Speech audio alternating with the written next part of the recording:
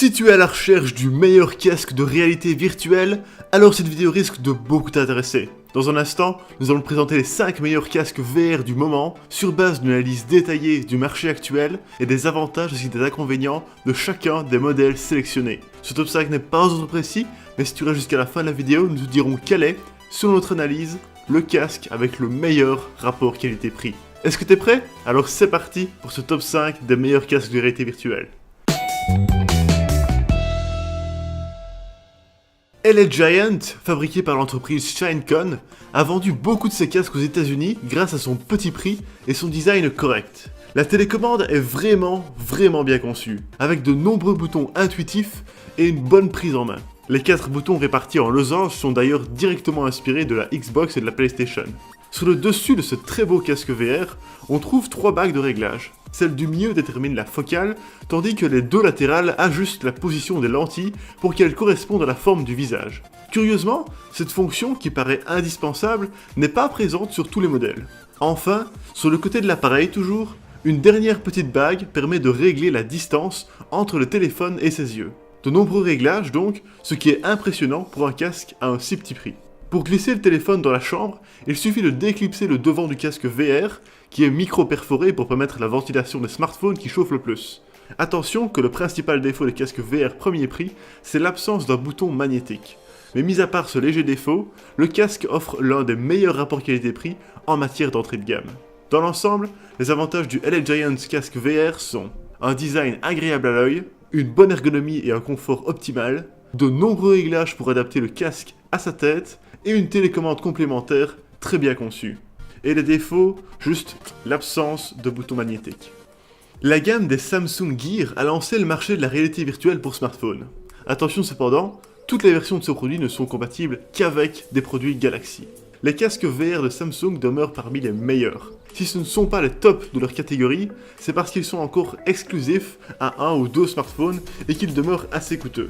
La grande force de ce casque, c'est que la puissance et la résolution du Galaxy, couplée à la qualité du VR, en fait un concurrent des modèles sans smartphone à plus de 700 €. Il est livré avec une télécommande directement inspirée du premier contrôleur HTC Vive, et c'est un bon point, comprenant un joystick sensible, solide et avec une bonne prise en main. Il est d'ailleurs très facile de coupler la télécommande à son smartphone via Bluetooth. Parlons un peu du design, et il y a de quoi dire. Plus volumineux et plus lourd que le Daydream, il demeure très agréable à porter. On peut l'ajuster en un geste et les coussinets en mousse sont comme toujours très confortables. Ce casque dispose également d'un port USB-C pour recharger et se connecter à son smartphone, un grand progrès par rapport au micro USB. On peut en effet s'attendre à voir de nombreux accessoires compatibles apparaître sur le marché. Sur le dessus du casque, on retrouve la bague d'ajustement des lentilles. Celles-ci sont d'ailleurs de très bonne qualité, et on ajoute à ça la résolution de 2660 par 1440 pixels, devenue standard sur les Galaxy, et c'est tout simplement imbattable pour cette tranche de prix. Globalement, les avantages du Samsung Galaxy Gear VR sont un design léger, une connectivité en USB-C et un prix raisonnable. Quant aux défauts, le fait qu'ils ne soient compatibles qu'avec très peu d'appareils.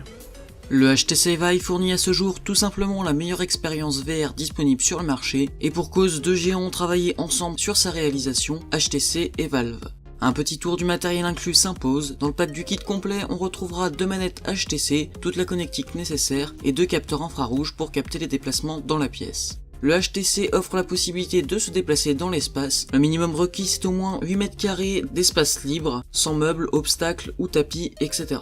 Ce casque en lui-même offre un rendu visuel légèrement supérieur à l'Oculus Rift. Au minimum, il faut une carte graphique GTX 970 ou une AMD 290, mais les performances ne sont pas optimales. Et du côté du processeur, on sera plutôt sur un i5 4590 conseillé, ou son équivalent chez AMD, le FX 8350. Parlons ergonomie, ce casque VR est le plus lourd du marché puisqu'il pèse 600 grammes. Le HTC Vive n'est donc pas le plus confortable, d'autant que la mousse autour des yeux est perméable et tient chaud. Pour une technologie qui donne des sueurs froides, c'est vite un problème d'hygiène, ce qui est vraiment dommage. Les manettes, elles sont les plus abouties qui existent. Adaptées pour droitier comme pour gaucher, elles disposent d'un pad tactile et cliquable et d'une gâchette. La mise en place de l'appareil a l'avantage d'être très simple, il suffit de brancher les 2 capteurs infrarouges en alimentation de part et d'autre de la pièce, puis de connecter les différents câbles HDMI, alimentation et USB à un boîtier. Le HTC Vive fait ensuite passer une série de calibrations, détection du sol, des murs et de l'espace de jeu, et c'est parti, on peut jouer. L'expérience est effectivement l'une des meilleures disponibles à ce jour en réalité virtuelle, on regrette 2 points cependant.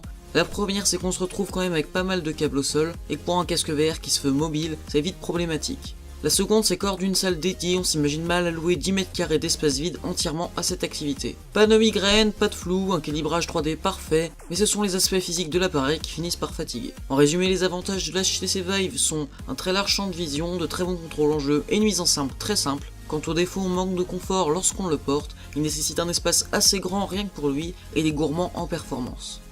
Au déballage, le Daydream View est un vrai coup de cœur. Son design est plus que soigné, avec un revêtement en tissu chiné disponible en plusieurs coloris. Les parties en contact avec le visage sont rembourrées et on le place sur la tête grâce à une bande élastique réglable qui est assez confortable.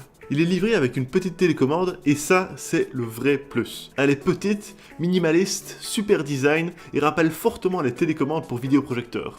Un petit pad sensible, il fait également office de joystick. La chambre dans laquelle on place le téléphone se referme avec un simple petit lacet. Si on peut être assez logiquement dubitatif sur la stabilité de ce système en cas de mouvement, un discret revêtement en caoutchouc permet de maintenir le smartphone bien en place, et ce, malgré les mouvements vifs à la découverte de la réalité virtuelle.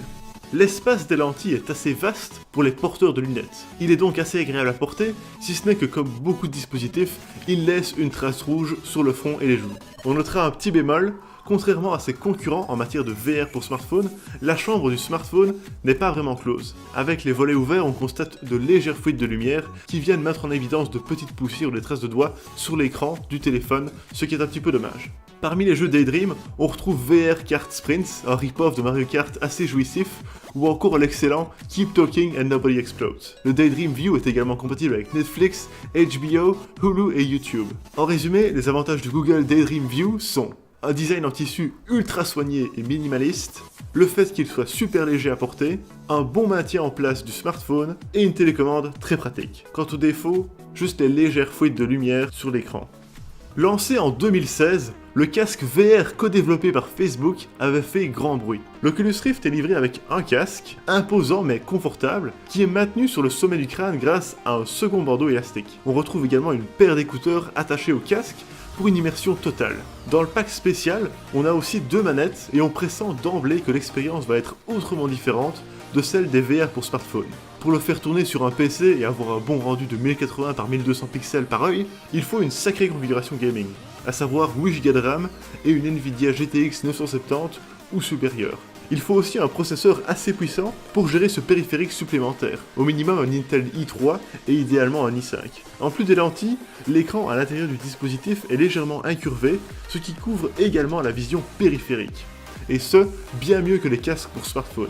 Vous avez sans doute vu passer ces vidéos de gens qui paniquent parce qu'ils se voient tomber dans la réalité virtuelle. C'est ça le niveau d'immersion que propose l'Oculus Rift. Pour l'installer, il suffit de le brancher en HDMI à son ordinateur. On trouve aussi 2 câbles USB pour relier les capteurs et le casque à 2 ports USB 3.0 sur son PC ou sa Xbox. Pour les utilisateurs d'Xbox, il faut d'ailleurs télécharger la nouvelle app Xbox Stream.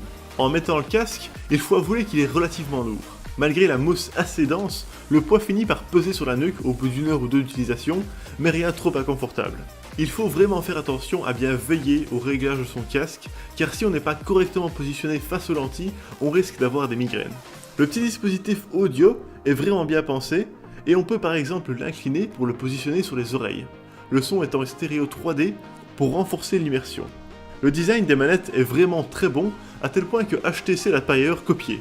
Les mains se glissent dans les capteurs de mouvement et les boutons sont très bien placés. Bref, même si l'Oculus Rift a été dépassé par le HTC Vive en matière de performance, son prix est nettement moins élevé et ses fonctionnalités sont fort similaires. Il offre ainsi un rapport qualité-prix extrêmement compétitif, ce qui en fait notre choix favori de casque VR en matière de rapport qualité-prix. Globalement, les avantages de l'Oculus Rift sont une très bonne couverture de la vision, un bon audio, un excellent design de manette, et un très bon rapport qualité-prix. Quant au défaut, seulement son poids, qui est assez élevé. Et voilà, ceci est notre top 5 des meilleurs casques de réalité virtuelle. Si tu veux connaître le prix actuel d'un casque mentionné dans cette vidéo, n'hésite pas à aller dans la description. Nous avons intention de les garder à jour avec les meilleurs prix et les dernières nouveautés, donc si un produit n'est plus disponible qu'un nouveau modèle est sorti, ne t'en fais pas, ce sera mis dans la description. Merci beaucoup de regarder cette vidéo, j'espère vraiment qu'elle t'a aidé d'en apprendre plus sur les meilleurs casques de réalité virtuelle du moment, et merci à Geek et Si d'avoir participé pour le top 3. Sur ce, à la prochaine.